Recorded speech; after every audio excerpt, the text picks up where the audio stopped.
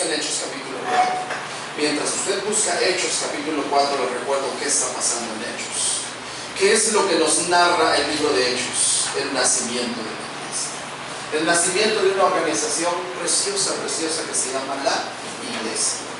Y de una vez le digo, mientras más van pasando los años, le animo a que más amemos la iglesia del Señor. Con sus debilidades, con sus caídas, con sus fallos que la iglesia pueda tener. Yo le invito en esta mañana a que más y más amemos la iglesia del Señor. Recuerda, al Hijo, el Hijo no es bienvenido, el Hijo de Dios. Jesucristo no es bienvenido. Jesucristo no es bienvenido. La iglesia tampoco es bienvenida. Así que usted y yo, empezando por ahí, desde el momento en que el Hijo Jesucristo no es bienvenido a este mundo. La iglesia, su cuerpo que Él creó en este mundo, tampoco es bienvenida. Desde ese momentito, yo le advierto a usted y yo estamos navegando en este mundo en contra de la corriente. De ello, mire, es tan, pero tan fácil que mucha gente empiece a asistir a una iglesia. Al cabo de 1 o 2 años, ya se quedó. Mucha gente empieza bien las iglesias, pero mire, algo pasa, se desanima, algo pasa, vienen los problemas, algo pasa. De repente no son allá necesariamente en la iglesia, es desde adentro de su vida espiritual, en su propia familia. Mire, muchísimos factores suceden que mucha gente ya no quiere con el Señor, menos en la iglesia. Rápidamente definamos una vez más, ¿qué es la iglesia? La iglesia es el grupo de hombres y mujeres que han creído en Jesucristo y por lo tanto se reúnen para adorar, para alabar, se reúnen para reflexionar en la palabra de Dios. Por lo tanto se reúnen a proclamar la palabra de Dios, o están para proclamar la palabra de Dios.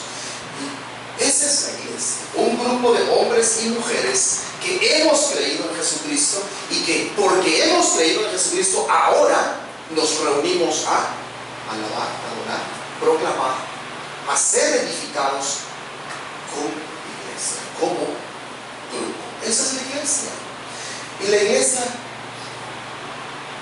está dividida en dos.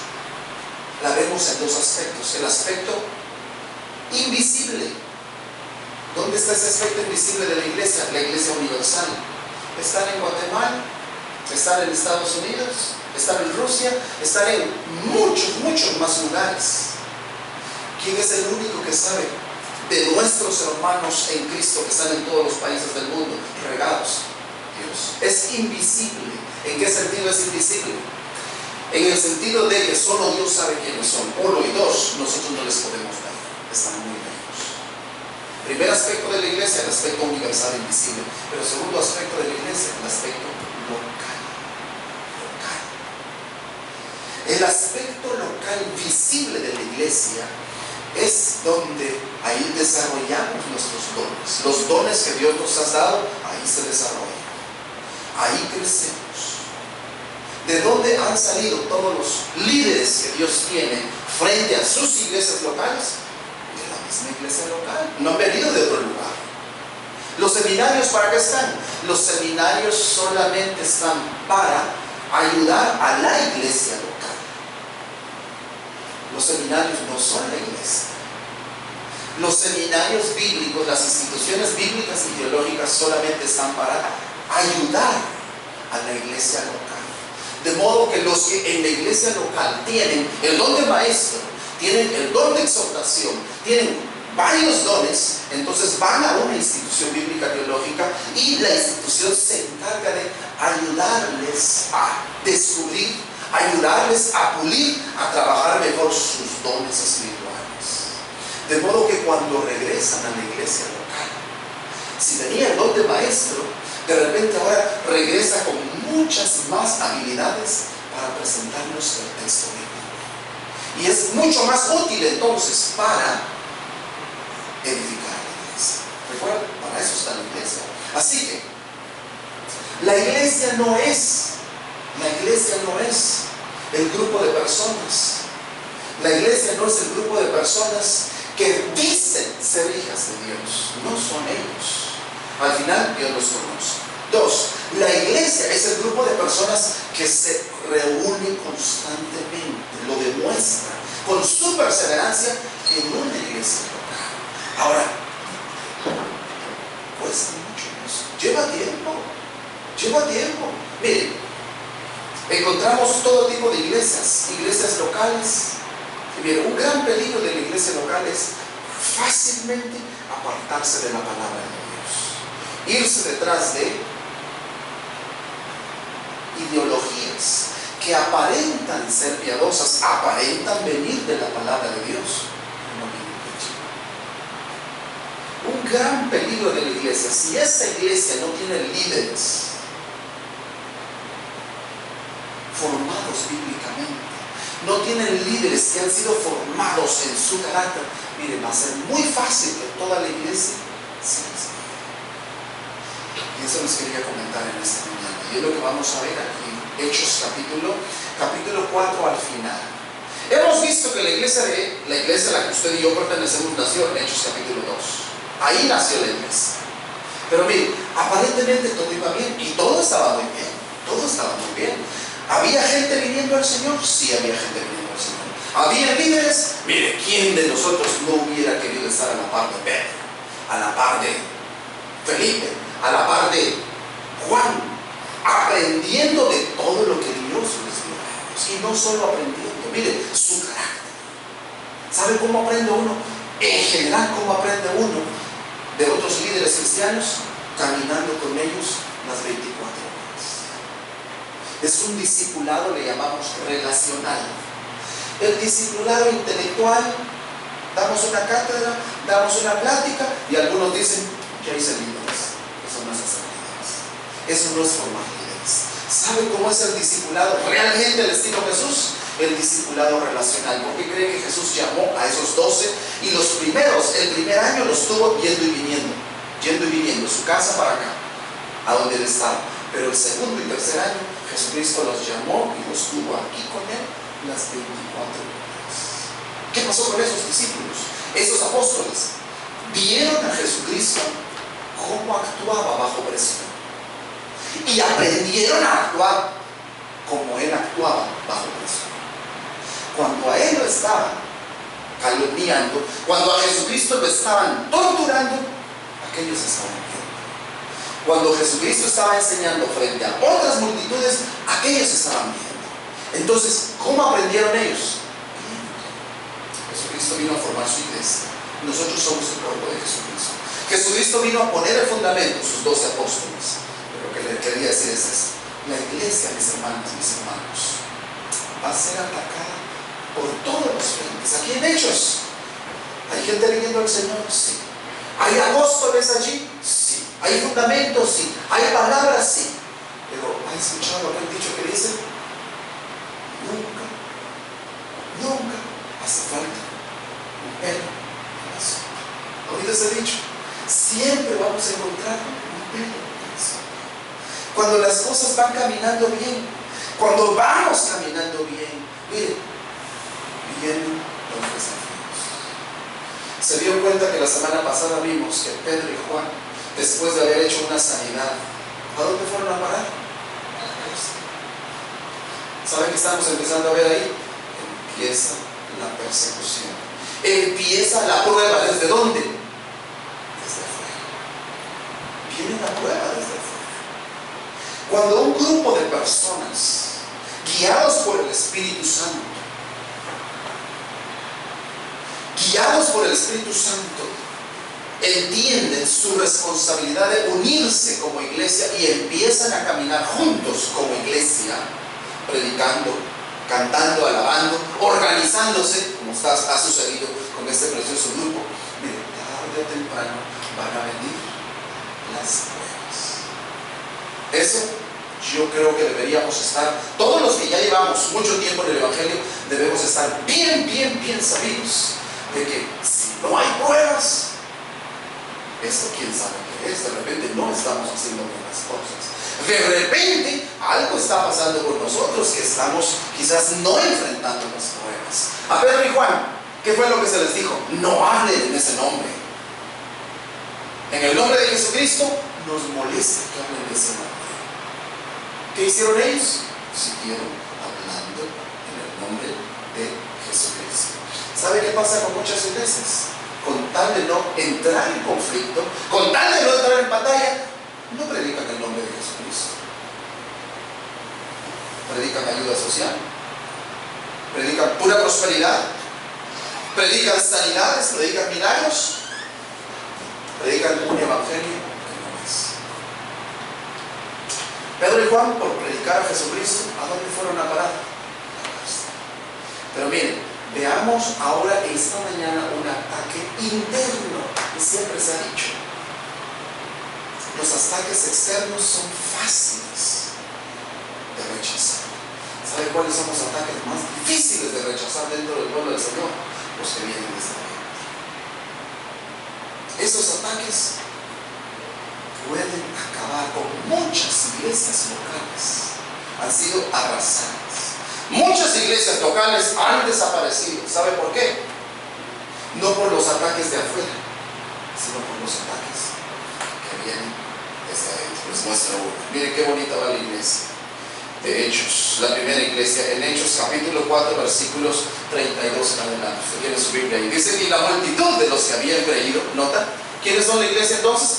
Los que han creído. Si no han creído en Jesucristo, no es parte de la iglesia del Señor. Dice que la multitud de los que habían creído, ¿cómo eran ellos? Dice, eran de un corazón y un alma. Había una unidad preciosa, estaban en un mismo sentido. Y mire, tanto que ninguno decía ser suyo propio nada de lo que poseía, sino que todas las cosas las tenían en común. Y con gran poder los apóstoles daban testimonio. Mire, cuando la iglesia estaba unida, cuando la iglesia estaba proveyendo para las necesidades de la misma iglesia, entonces, ¿a qué se dedicaban los apóstoles? Los que tenían el don de evangelismo, los que tenían el don de maestro, los que tenían esos dones de habla para ir y hablar de Jesucristo. ¿A qué se dedicaban ellos? Más tranquilamente, dice, a predicar acerca de la resurrección de nuestro Señor Jesucristo. Y predicaban de la abundante gracia que venía a la iglesia del Señor a través de quién, a través del Espíritu Santo. Mire, el 34 dice que no había entre ellos ningún necesitado, porque todos los que poseían heredades o casas, ¿qué hacían? Dice, obligadamente los apóstoles les decían, tienes que vender tu casa, tienes que vender tu terreno y traerlo aquí a la iglesia, porque se lo tenemos que dar acá a tal hermana, a tal hermano, porque está pasando necesidades. ¿Eso es lo que dice su Biblia? No dice eso. Dice que generosamente por sí mismos hacían eso. Dice que vendían sus propiedades, las ponían a los pies de quienes, dice, los apóstoles. Y los apóstoles y los diáconos que recientemente y prontamente se iban a formar, dice que repartían a cada uno, y recuerde mire, este principio es bien importante, según su necesidad. No estaban para hacerle la vida material ahí, no estaban para hacer los ricos allá en la iglesia, no estaban para hacerse ricos allá en la iglesia. Aquí lo que está diciendo es que se repartía lo que tenía la iglesia del Señor según su necesidad. Así que mire, en el 36 incluso nos muestra, aquí va lo que les quería poner de ejemplo en esta mañana, cómo viene el ataque desde adentro. Terrible, feamente llegó allá a la iglesia. Miren, en forma de limitación, en forma de alabanza interna, queriendo buscar ser alabado desde adentro. ¿Y sabe a través de quién vino el ataque desde adentro? A través del dinero, a través de las posesiones. Mire qué pasa allí, un dato precioso. Dice el 36, entonces José, a quienes los apóstoles pusieron por sobrenombre Bernabé. ¿Qué significa el nombre Bernabé? Hijo de la consolación. Era un levita natural de Chipre. Como tenía una heredad, ¿qué hizo José? Bernabé la vendió y la trajo a los pies de los apóstoles. ¿Y qué hicieron los apóstoles? Repartieron esa heredad. La repartieron otra vez. ¿Entre quiénes? Entre los necesitados. ¿Los hicieron ricos? ¿Hicieron su negocio en la iglesia? No, claro que no. Allí en la iglesia se repartió según la necesidad. En ese entonces, allí en Jerusalén, había mucha gente sin trabajo. Había mucha gente muy, pero muy pobre. Había mucha gente que había venido al Señor que no tenía una buena educación con la cual defenderse en la vida. ¿Cuál era el papel de la iglesia del Señor? El papel de la iglesia del Señor era proveer para sus necesidades básicas. Era proveer para sus necesidades personales, necesidades familiares. Ese era el deber de la iglesia del Señor. Yo diría, sigue siendo nuestro deber como iglesia. No debemos ver que nadie en la iglesia del Señor pase necesidad. Eso no debe permitirse. Recuerdo cuando una vez una hermana que había servido muchísimo al Señor en unas instituciones, varias instituciones, ¿sabe cómo había servido al Señor? En la limpieza. En la limpieza. Grandes edificios, por muy poca paga, él estaba limpiando los pasillos de esas facultades. Fueron como 2 o 3. Un día la hermana enfermó de diabetes. Un día la hermana se le complicaron las cosas, envejeció más, fue a parar al hospital. Allá en el hospital dijeron, no hay cura para usted. ¿Sabe qué pasó? El pueblo del Señor la abandonó. El pueblo del Señor la abandonó. La hermana no recibió las ofrendas necesarias para curarse. La hermana no tuvo el dinero necesario para curarse. Aparte, era una mujer sola, una madre soltera, que cuando ella tuvo su único hijito, ese único hijito cuando tenía, si no estoy mal, 15, 16 años, así como pasa en nuestros países, simplemente desapareció, se esfumó y nunca más ella supo de su hijito. Así que era una mujer soltera, madre soltera, pero que amaba al Señor, había servido en muchos lugares, 2 instituciones bíblicas, en la limpieza. Cuando tuvo necesidad, pero recuerdo muy bien, cuando otra hermana la fue a visitar, una hermana con el don de misericordia, una hermana con el don de darse a sí misma, la fue a visitar y la fue a buscar. ¿Sabe dónde la encontramos? La encontraron en esa ocasión. La encontraron en una casa hasta allá, fuera de la ciudad, solita limpiándose sus heridas. Se le había gangrenado ya una pierna. Ya tenía una pierna gangrenada. Solita, no se podía ya desenvolver ni siquiera para comer, hacerse sus alimentos. La familia que gentilmente la había recibido, ellos también tenían que ir a trabajar y salir adelante, así que esta hermana se quedaba sola durante todo el día. Y miren, la hermana que la fue a visitar regresó llorando y dijo, este cuadro no puede estar pasando más, hay que hacer algo, hay que hacer algo. Esta hermana inmediatamente consiguió un carro, consiguió un grupo de personas y vámonos a traer a esta tal hermana. Esa hermana ha sido una hermana que ha contribuido para el pueblo del Señor. Ha sido una hermana que probablemente su carácter, su ministerio ha sido para el Señor. Y toda la iglesia lo ha notado. Pero aquí es donde me digo, muchas veces la iglesia no responde como debe responder. No respondemos como debe responder. Y ese es uno de los ataques que nos viene desde dentro. Cuando nosotros no respondemos donde debemos responder, pero si queremos responder donde debo responder, Señor. ¿Sabe cuáles son las áreas que más, en las cuales más nosotros como iglesia debemos responder? En la oración, en el estudio de la palabra de Dios, en la visitación entre unos y otros. Y ojo, la visitación ahora ya no es ir hasta la casa de otro. ¿Qué nos cuesta levantar el teléfono? Oye, ¿cómo estás? Ahora las redes sociales y los textos. Esas son las áreas donde nosotros como iglesia debemos estar unidos. Debemos estar en un mismo sentido. Pero ¿sabe qué pasa? Muchas veces en la iglesia del Señor, cuando la iglesia del Señor se institucionaliza y Satanás nos ataca desde adentro, esas cosas no tienen importancia. dejamos a un lado lo que es esencial dentro del pueblo del Señor. Recuerdo bien cuando esta hermana se trajo a la hermanita que estaba muy enferma. Esa hermana que estaba muy enferma en la casa de esta hermana que se murió, tenía un cuarto, lo limpió y la dejó allí. Más o menos en cuestión de 6-7 meses, esta hermana pasó a la eternidad, allí en la casa de la otra hermana que la acogió. Pasó a la eternidad. Recuerdo cuando en su servicio no llegó mucha gente, no llegó mucha gente. Recuerdo muy bien cuando uno de los pastores, uno de los líderes que tomó la palabra y mencionó ese caso: abandonamos a nuestra hermana, la dejamos. Pero se imaginan ustedes el montón de ángeles que ahorita la tienen ahí. Pero se imaginan ustedes la bienvenida que el Señor les está dando ahorita. Fíjense que en esas áreas Satanás nos ataca. No se justifica. No estamos justificando que no se haya hecho nada. No estamos justificando que no alcancemos a llegar a la necesidad. Pero en la iglesia del Señor, muchas personas dentro de la iglesia del Señor están, ¿sabe qué?, preocupadas por otras cosas antes que lo esencial: la oración, la lectura de la palabra de Dios, la visitación, la unidad entre unos y otros. Están más preocupados, ¿saben qué? Precisamente, instituciones teológicas, agarrando un título, una licenciatura, un doctorado, 2, 3, 4 doctorados. Se llenan la cabeza de conocimiento, pero no hay práctica.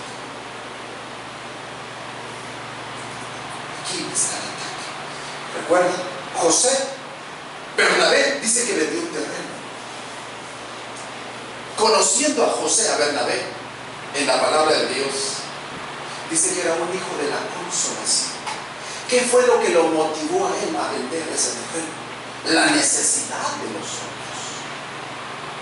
Lo que lo motivó a él vender el terreno fue: hay gente necesitada, hay gente que de repente no tiene que comer, hay gente que realmente está necesitando comida, está necesitando la renta, está necesitando algo. Mire, el hombre dijo: vendo mi terreno. Su motivación, sabiendo quién era él, el hijo de la consolación, traer consuelo a los otros en la iglesia del Señor. Pero miren, pasa el capítulo 5. ¿Cuál fue la motivación? Ahora le digo, de Ananías y Zafira. ¿Cuál fue la motivación de Ananías y Zafira? Mire que dice ahí, pero. ¿Cómo empieza el capítulo 5? ¿Con qué palabra? Pero. ¿Cuál es la idea de pero? Contrasta totalmente lo que hizo Bernabé, José. José lo hizo bien. José estaba haciendo las cosas con buena intención. En José no había maldad, en José no había malicia, en José no había el deseo de ser adulado. José hizo una enorme venta. Seguramente José le recomendó a varios por ahí: no digan nada, esto que se quede, que nadie sepa, que yo hice el terreno. Eran 5,000, eran 20,000 personas. Tarde o temprano se tuvo que haber sabido que fue José. Imagínense la congregación: Bernabé vendió un terreno. Qué bárbaro. Miren, ¿se han dado cuenta cómo es la mentalidad humana? La gente, si a quien le da dinero, ahora se va detrás de él. Este es mi amigo. Este es un gran amigo. No digamos en el mundo, ¿verdad? Quien paga la ronda es amigo de todos. Desafortunadamente esas actitudes vienen a la iglesia del Señor. Seguramente José gozó de muchísimo prestigio. Seguramente José gozó de buenos comentarios, aunque él se propuso no tenerlos. Sabiendo su precioso corazón, un hombre de consolación. Y déjenme decirles, conociendo a José en la Escritura, de repente José, lo que menos le interesaba era primero el elogio. Lo que menos le interesaba a José seguramente era que se comentara de él. Y lo que menos le interesaba a él era de repente llegar con un bien material para suplir la necesidad de otros. Aunque dijo: si lo tengo que hacer, lo voy a hacer calladamente. Lo que más le interesaba a José era llegar al corazón de los otros, animarlos y fortalecerlos. ¿Por qué el capítulo 5 empieza? Pero. Recuerden que el pero le da vuelta a toda la idea. Pero cierto hombre llamado, ¿cómo se llamaba ese? Ananías. Pero cierto hombre llamado Ananías, con Safira su mujer, ¿qué hizo? Vendió una heredad y sustrajo del precio, sabiéndolo también Safira. Pero mire qué hizo. Y trayendo solo una parte, la puso a los pies de los apóstoles. ¿Qué tiene de malo eso? Solo una parte. ¿Qué tiene de malo eso? No tiene nada de malo. Volvamos otra vez. Aquí nadie les decía a ellos: tienes que vender tu heredad y traerla. Eso debía ser voluntario. Debía ser algo que naciera de ellos. No había nada impuesto, nada obligado en el pueblo del Señor. El problema fue cuando, ¿recuerda el Pedro? El problema fue cuando Ananías dijo: mira, aquel fue bien. Gozó del comentario de todos, gozó del elogio de todos. Yo también voy a vender mi familia. Yo también voy a vender mi familia. Yo también quiero ser como José. Yo también quiero ser como Bernabé. Si él sí, ¿por qué yo no? Oigo esos comentarios. Se escuchan muchos niños. Es muy natural, niños muy pequeñitos, qué sé yo, de 8, 7, 6 para abajo. Perdonaban esas niñitas, ¿verdad? Sobre todo cuando están peleando con sus hermanitas, ¿verdad? ¿Por qué a él le compraron ese pantalón y a mí no me compran ese pantalón? Porque ella tiene esa bici, él tiene ese bici, yo no tengo esa bicicleta. Es muy común y es normal, otra vez, en pequeñitos, donde ya no deberían ser común y normal, es en el pueblo del Señor. ¿Qué pasa? Más de lo que nos imaginamos. Viene Ananías sintiéndose de menos. Viene Ananías y queriendo tener el elogio que tuvo José. Yo también voy a vender. De repente sí vendió su finca. Pero ¿qué pasó? Robó. ¿En qué sentido robó? Aquí la palabra de Dios claramente dice. Y sustrayendo, así dice, ¿verdad? Y sustrajo, el versículo 2, del precio. Cuando dice que sustrajo, está diciendo que robó. ¿Pero en qué sentido robó? Ahorita se lo explica la Escritura. Miren, aquí entra un dato precioso. Pedro, ¿recuerdan quién era Pedro? Uno de los 12 apóstoles. ¿Qué dones tenía Pedro? Pedro tenía todos los dones habidos y por haber. Así es. Los apóstoles tenían todos los dones habidos y por haber. Los que empezaron por la iglesia del Señor. Todos esos dones Pedro los tenía. ¿De dónde sacó Pedro estas palabras? Esta autoridad. ¿De dónde sacó Pedro esa seguridad para confrontar a Ananías cara a cara y le dice: Ananías, ¿por qué llenó Satanás tu corazón? ¿Para que qué? Para que mintieses al Espíritu Santo. ¿Y qué más dice? Y sustrajeses del precio de la heredad. Lo acusó de ladrón. Dos acusaciones serias. Para que un líder haga dos acusaciones serias como esas, una de dos: o tiene pruebas en la mano, o ya no existen esos, o es un apóstol.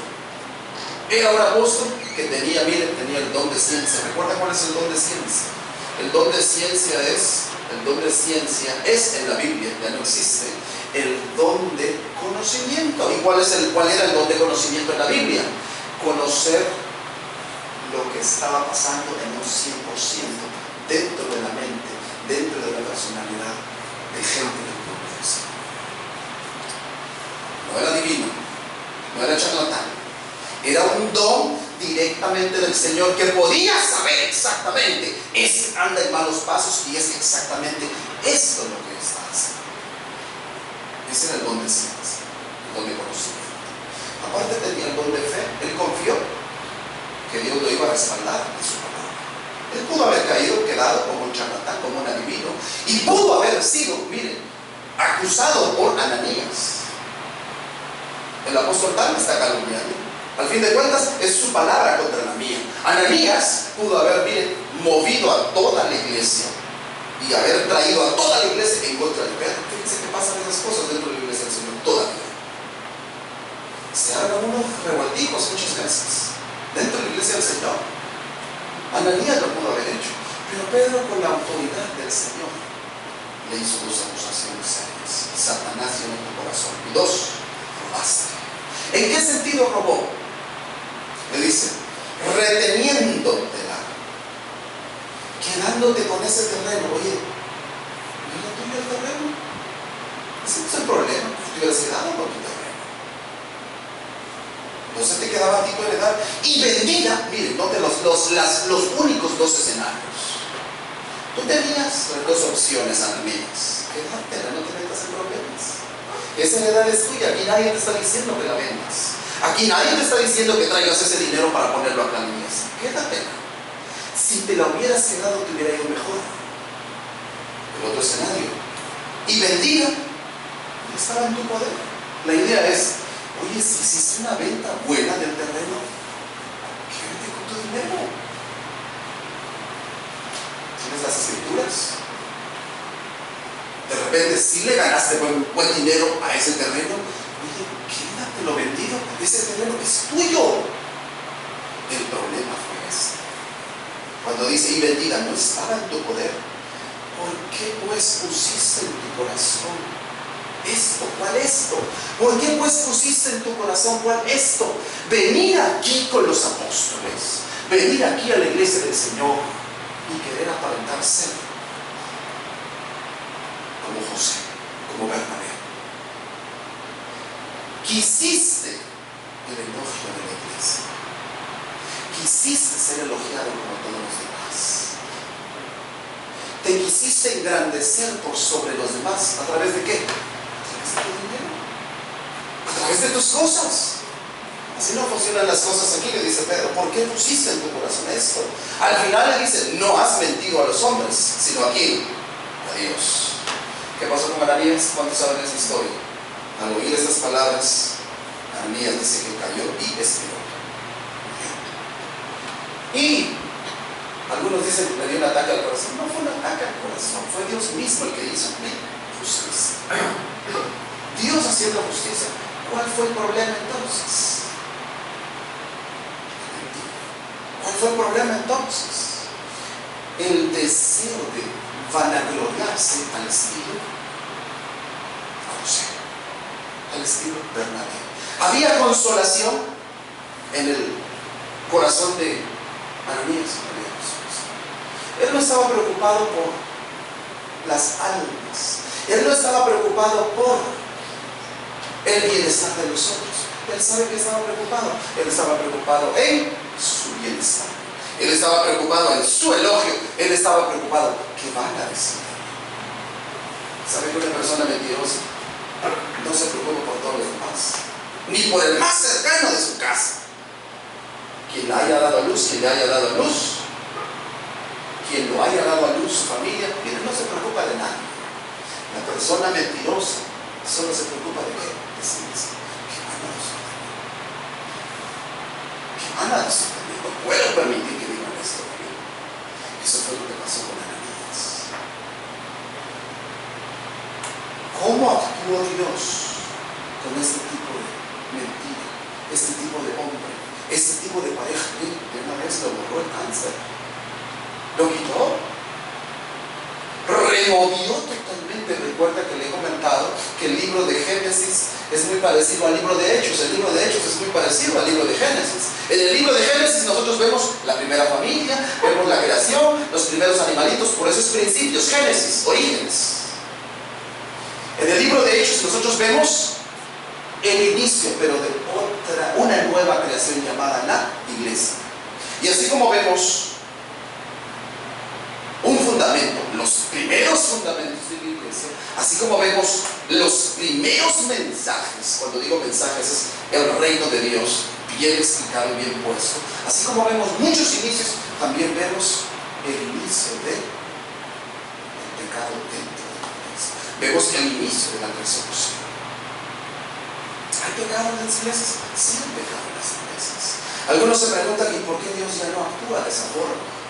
Una de las razones por las que Dios no actúa ya de esa forma es porque Él así lo dejó dicho en su palabra en el Nuevo Testamento.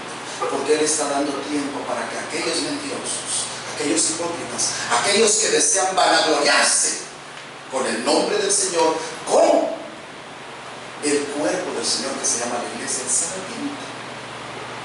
Pero entonces, ¿por qué hizo un juicio sumario como ese al principio de la iglesia?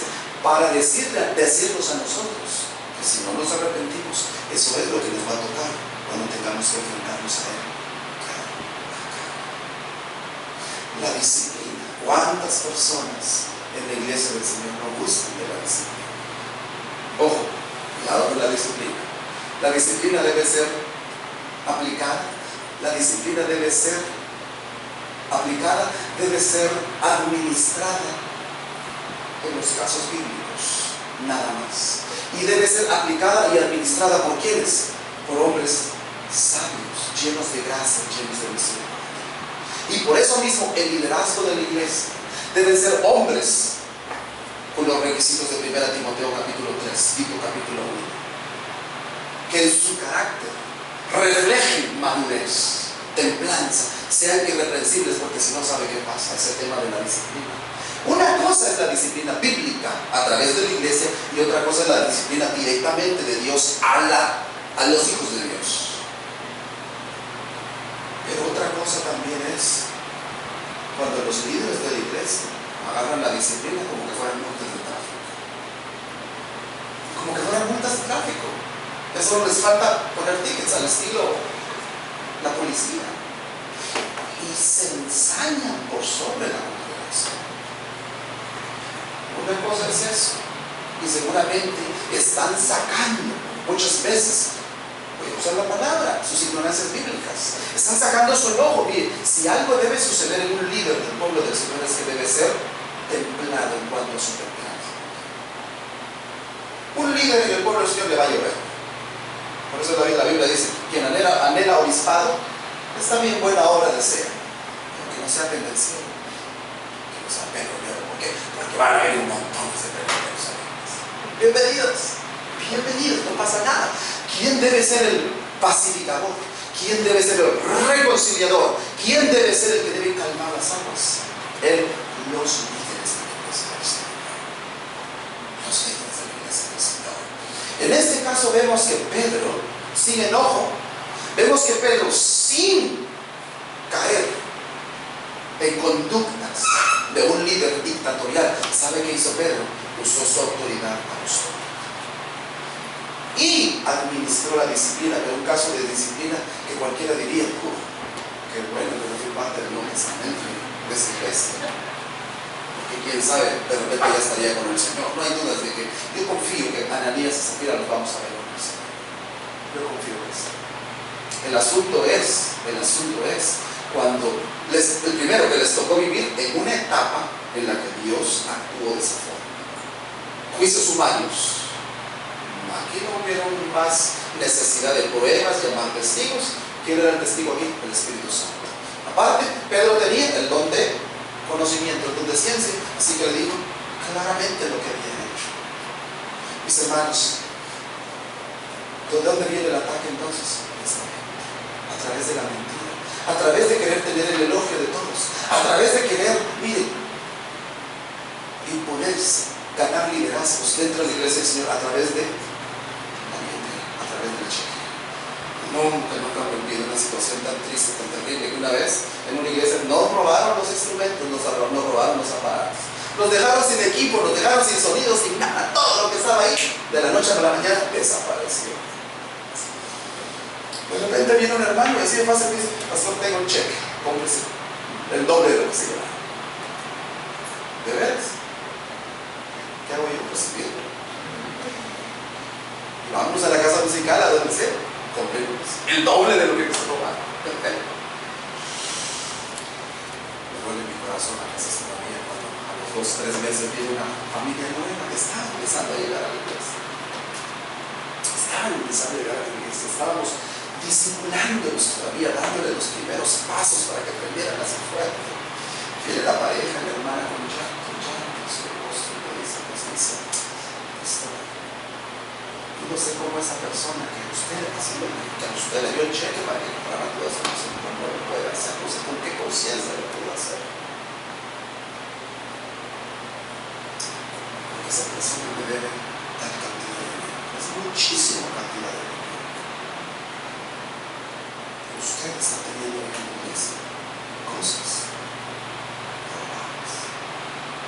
todavía se me enamora. Pero te voy a decir así claramente, fue un golpe en mi corazón. Fue un golpe en mi corazón. En ese momento esta pareja sí estaba pasando muchísima necesidad. Todo lo que hice fue, yo soy sujeto a engaños. A mí me van a engañar y por algo digo, yo soy pastor, engañable. ¿Sí? Los pastores somos engañables, se nos engaña cada rato. A quien no engañamos es a quien, sino al Espíritu Santo. Y claro, lo que hice fue promover una ayuda para esta familia. Y claramente fui a hablar con este hombre que lleva sus aparatos. Si quiere se los lleva, no va a haber ningún problema. Si nos quiere dejar, ponga sentido, por favor. Ponga sentido, vamos a. De modo que mantengamos la unidad, de modo que mantengamos el mismo sentido, porque si no, estos asuntos económicos de dinero, miren, nos dividen y esos son los ataques más grandes que vienen a la iglesia. Hay divisiones en la iglesia por asuntos de dinero, hay divisiones en la iglesia por asuntos de querer ser elogiados. Ese tipo de ataques, mis hermanos, ese tipo de ataques arrastra, daña muchísimo al pueblo del Señor. Muchísimo. Por eso mismo, miren que sabe qué pasó aquí, lo triste. Bonito al principio dice, o el versículo bíblico, y vino un gran temor sobre todos los que lo oyeron. ¿Oyeron qué? Que Ananías había sido ejecutado. ¿Ejecutado por quién? Por el mismo Señor. Dice que vino un gran temor, no un temor, yo diría en este caso tan reverente. Realmente aquí el temor fue al estilo del Antiguo Testamento. Recuerda qué pasaba con los judíos, los del pueblo del Señor allá en el Antiguo Testamento. Ni se animaban a mencionar el nombre de Dios. ¿Por qué? Porque allá en el Antiguo Testamento, cuando uno del pueblo pecaba, ahí mismo quedaba muerto. Así actuaba Dios en el Antiguo Testamento. Así que la gente, mire, cuando veía bajar la Shekinah, la gloria de Dios hasta el campamento, ¿qué hacía la gente? Temblaba. La gente se huía, la gente corría. No se corrían por lo menos porque es Dios mismo, pero, y Moisés les decía, quédense ahí, pero ¿quién era el único que podía entrar medio todavía así de espaldas a ver la gloria de Dios? El sumo sacerdote. Así que mis hermanos, ese temor vino a la primera iglesia, un gran miedo. Estoy seguro que por lo menos hasta que la iglesia se dispersó ya no hubo tal mentira, o tanta mentira en ese pueblo, o tanto deseo de ser elogiados o de ser alabados. La iglesia sí fue cuidada, fue preservada. Es lo que dice allí. Y vino un gran temor sobre todos los que oyeron. Y hablando y siguiendo con el relato, dice que levantándose los jóvenes que estaban allí alrededor de Pedro, dice que envolvieron el cuerpo de Zafiro y lo fueron a sepultar. Pasadas unas cuantas horas, 3 horas, dice que entró también ahora. ¿Quién entró? Zafiro. ¿Qué pasó con mi esposo? ¿Por qué no ha venido por acá? No se ha reportado, no me ha llamado. ¿Dónde está mi esposo? Así que llega y así, quién sabe, muy molesto y muy enojado. Mi esposo se fue a hablar allá con Pedro. Ese Pedro se los va a tener conmigo porque me está reteniendo mucho a mi esposo. Aparte para hablar de temas económicos, algo está pasando ahí. Mire, llega hasta allá. ¿Qué hace Pedro? Esta es la escena. Pedro no está enojado. Seguramente Pedro está triste de que pasen esas cosas. Una cosa es ser firme y directo con las cosas, y otra cosa es estar enojado. En el pueblo del Señor hemos aprendido muchas veces a ser firmes y fuertes y dejar el enojo por otro lado. Firmes y fuertes significa no vamos a tolerar esto. No se puede tolerar esto. Una cosa es ser firme y fuerte, pero otra cosa es ser modesto. Nunca debe suceder un líder del Señor eso. Nunca debe suceder eso. Pedro seguramente estaba firme, fuerte, porque él ya sabía que la esposa de Ananías venía también para confrontarlo. ¿Qué hizo Pedro? Tomó la iniciativa y le dijo, versículo 8, dime, ¿vendiste tanto la heredad, nota? Una pregunta capciosa. Una pregunta capciosa. ¿Qué hacía Pedro ahí con la sabiduría del Señor? ¿Estaba realmente haciendo que ellos, por su propia boca, se quemaran? ¿Ha oído el dicho? El pez, por su propia boca. Tanta falsedad que existe en este mundo, tanto engaño que existe en este mundo, que es triste cuando las personas por sí mismas llegan a decir: ten cuidado con tal persona porque es mentirosa. Qué triste que se diga eso de nosotros. En el pueblo del Señor de nosotros eso no debe suceder. El testimonio que deberíamos dar cada uno de nosotros es, ¿verdad? Mira, como tal persona, tal hermano que va a tal congregación, no sé si vale la pena hacer. Habla lo que se debe hablar. ¿Cuándo se debe hablar? Reconoce cuando debe reconocer. Quiera Dios que usted y yo seamos ese tipo de hombres y mujeres, que digamos la verdad siempre, aunque eso signifique que no me va a ir bien. Así es. Aunque eso signifique que no me va a ir muy bien. ¿Sabe qué le molesta a las autoridades migratorias de los Estados Unidos? Les molesta muchísimo que se les mienta. Pero miren, cuando uno no está mintiendo y está explicando bien las cosas, aún, voy a usar esa palabra, ¿verdad? Aún el poderoso y aparato legal de los Estados Unidos se rinde y se derrite ante una persona que está diciendo la verdad, con humildad y con sencillez. Eso es lo que Dios espera de nosotros, mis hermanos. Que no se diga de nosotros, de cualquiera de nosotros, que no se diga: tal persona no está a la iglesia, yo no quiero ir a esa iglesia. Qué bonito que se diga de nosotros, ¿no? ¿Dónde vas a la iglesia? Yo quiero ir contigo, porque veo quién eres. Muchas veces no tenemos que estar evangelizando y buscando puertas para evangelizar. Sola la gente viene a nuestra puerta, sola las oportunidades se prestan. ¿Para qué? Para hablar del Señor Jesucristo. Pero ¿sabe qué? Es lo más importante, cuando nuestro testimonio realmente está respaldando o hablando primero que nuestra boca. Desafía. Pedro decidió tomar la iniciativa. Voy a usar la palabra, le hice una pregunta capciosa: ¿en cuánto vendiste la heredad? De repente Ananías dijo: en 30,000. ¿Cuánto se imagina que dijo él? 40,000. No pegar, no encajar. ¿Vendiste en tanto la heredad? Ella dijo: sí, en tanto. Mire, ¿con qué seguridad? Qué triste que una pareja se ponga de acuerdo. ¿Para qué? Para la maldad. Miren, es muy común que los dos, cuando nos casamos, somos dos novatos. Y para eso nos casamos, para ayudarnos en nuestras novatadas. Para eso nos casamos, para ayudarnos en nuestras debilidades. Si él tiene problemas de alcohol, se espera que ella, que no tiene problemas de alcohol, no vaya parando, no vaya bajando. Pero imagínense que él tiene problemas de alcohol y ella, porque dice que lo ama, termina con él allá en la esquina o en la taberna los dos. No debe ser así. En un matrimonio nos unimos bajo la voluntad de Dios, y eso va para todos, cristianos y no cristianos. Recuerde que las estadísticas de divorcio son las mismas para cristianos y para no cristianos, son las mismas.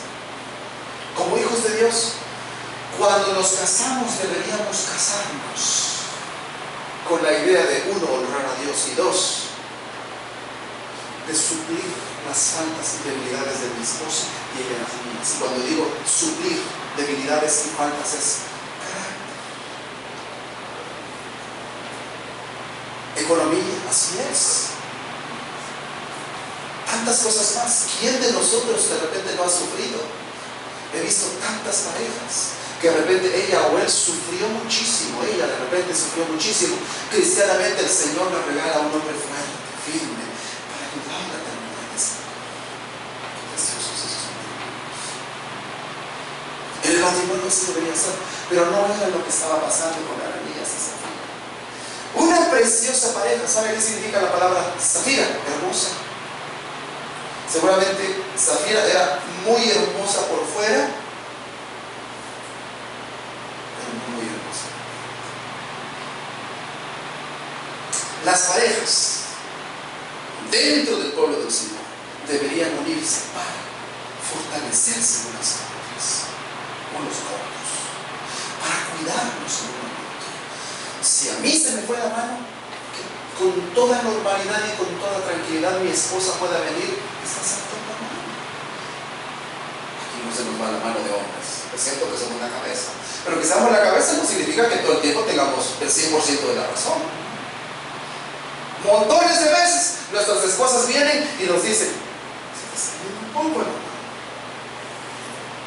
Y se espera que nosotros como varones, con mucho cuidado y con mucho tacto, si a su esposa, a mi esposa se le está yendo la mano, también venga y como un vaso más frágil le diga: mija, así es verdad, eso lo aprendí, mija, se te está yendo. Para eso es la pareja. Pero mire qué triste aquí con Ananías y Zafira. Ananías y Zafira no eran esa pareja. Zafira, en lugar de decirle a su esposo: no hagas eso, en lugar de decirle a su esposo: mijo, así es verdad, mijo, no hagas esto, ella ¿qué hizo? Lo condescendió. Ella fue una cómplice más. ¿Recuerda a alguien ahí? ¿Recuerda a Adán y Eva? Allá empezó con la mujer y el hombre la siguió. Aquí empezó con el hombre, pareciera, y ¿quién la siguió? La esposa. ¿Por qué conviniste en tentar al Espíritu del Señor? He aquí, a la puerta, los pies de los que han sepultado a tu marido y te sacarán a ti también. Al instante ella cayó a los pies de él, ¿y qué pasó? Dice: murió. Cuando entraron los jóvenes, la hallaron muerta y la sacaron y la sepultaron junto a su marido. Otra vez, ¿qué pasó en la congregación? Dice: vino gran temor sobre toda la iglesia y sobre todo los que escucharon estas cosas. Terminemos esta mañana de esta forma. ¿De qué forma? La iglesia recibe ataques desde afuera, pero también recibe ataques desde adentro. Los de afuera, si estamos unidos, yo les voy a decir así: si algo le pasa a usted de afuera porque alguien le está a usted queriendo meter a la cárcel por su fe, no se imagina lo que yo voy a hacer. Lo que es con usted es conmigo. Así se lo digo. Si hay persecución aquí y algo viene contra usted, contra su fe, contra su servicio al Señor, contra sus buenos modales con el Señor, yo voy a estar con eso y esperaría que usted sea la mano. Que nos defendamos unos a otros, que nos cuidemos unos a otros. Pero ¿saben cuándo es muy difícil ponernos a la par los unos de los otros? Cuando el ataque viene desde adentro, como el de Ananías y Zafira. Cuando hay mentira, cuando hay deseos de ser elogiado y alabado al estilo. Sí, Bernabé fue elogiado, Bernabé fue alabado, sí es cierto. Seguramente Bernabé dijo que no se sepa a tu izquierda, que no sepa lo de tu derecha, lo que hace tu izquierda. Él lo hizo, mire, con la mayor discreción del mundo. Pero, por eso sí empieza el versículo, ¿verdad? 1 del capítulo 5. Pero, Ananías. Yo les invito a que oremos y doblemos rodillas. Y que esos ataques, que se los aseguro, van a venir. Que se los aseguro 100% van a venir, porque vino, aún ahí. Recuerde, aún ahí ¿qué? Aún ahí que tenían a los 12 apóstoles. Aún ahí que había un enorme avivamiento, aún ahí que tenía gente que tenía el don de conocimiento, el don de ciencia, aún así, ¿cómo no nos va a venir a nosotros? Sí nos va a venir. Primera invitación. Yo le voy a decir, de repente en una época, yo he tenido de repente un carácter del estilo Ananías. Si yo alguna vez quise ser visto por millones, quise ser alabado por la iglesia, si yo alguna vez quise protagonizar en el púlpito y como líder y todo lo demás, yo estoy teniendo características de Dios. Ananías, en este libro. Yo Imagínense si un día vengo y digo, voy a vender mis carros, voy a llevar el dinero a la iglesia del Señor, para que la iglesia del Señor me agradezca, me pasen al tren. ¿Sabe qué ha pasado? Es un reconocimiento, un cuadrito, y es una placa. Este edificio se construyó en honor a, y debería poner en honor al Señor. ¿Sabe qué bueno? Vemos placas ahí en honor a tal persona. Qué bueno que ya están muertas esas personas, para no llevarse el otro. El problema es cuando están en vida. Le están poniendo una carga fuerte a ese, ahora sí usa la palabra, ese cristiano, si es muy cristiano, ¿verdad? Le están poniendo una carga fuerte. Pero que Dios nos ayude a nosotros, mis hermanos, a nunca tener actitudes ananíacas, menos safilíacas. Ananíacas y safilíacas, Dios nos libre. Somos un grupo precioso, mantengámonos unidos, oremos porque no haya ananías, zafiras. Van a venir, más personas van a venir. Dejémosles pasar hasta cierto punto, que sea el Espíritu Santo quien se encargue, pero metámonos en un molde donde haya autenticidad, donde haya verdad, donde no haya mentira, donde no haya revanchismo, donde no haya deseos de ser elogiado, donde no haya el deseo de ser visto, donde haya el deseo de cantar para el Señor, el deseo de servir al Señor, el deseo de hablar para el Señor, el deseo de que cualquier persona que venga acá se sienta en casa y en familia y se vaya diciendo que ese grupo es auténtico, es genuino. Que le demos un abrazo de corazón, y aunque no han venido, y si no han venido, de repente no han venido, estar con ellos en sus necesidades, en sus dificultades, orar con ellos, visitémosles, busquémosles. Ese es el papel de la iglesia. Mostrar un rostro auténtico, verdadero, íntegro, y basado en eso, por lo tanto, mostrar un rostro de gracia y de misericordia. Porque la gente va a venir y va a tener necesidad. Ahora, la gente viene y tiene problemas de mentira. Sí, tiene problemas de mentira. Gracias a Dios, esos juicios sumarios no existen ahora. Así que nos da tiempo, tanto a nosotros los líderes, como a los de la iglesia, como a los que están viniendo, para que les tengamos paciencia y que les ayudamos, y entre todos nos propongamos mentir menos. ¿Qué le parece eso? Entre todos nos propongamos mentir menos. Ser auténticos, ser genuinos. La mentira no viene solamente de acá. La mentira viene muchas veces con carácter. Que Dios me ayude, nos ayude a tener un carácter genuino, íntegro, verdadero. Le digo algo. Si somos esa iglesia, no importa que seamos 10, 15. Vamos a ser como la iglesia de Tesalónica. La fe, la esperanza. Una iglesia. El Señor se va a encargar de hacer llegar a esa iglesia los que van a ser salvos. Por eso decía, esta iglesia está poniendo sus bases, está poniendo sus fundamentos, y vale la pena que sigamos viendo el libro de Hechos. Y en el libro de Hechos nos damos cuenta de esta mañana que van a venir ataques. Los externos son más difíciles de sobrellevar, son más fáciles de sobrellevar. Los internos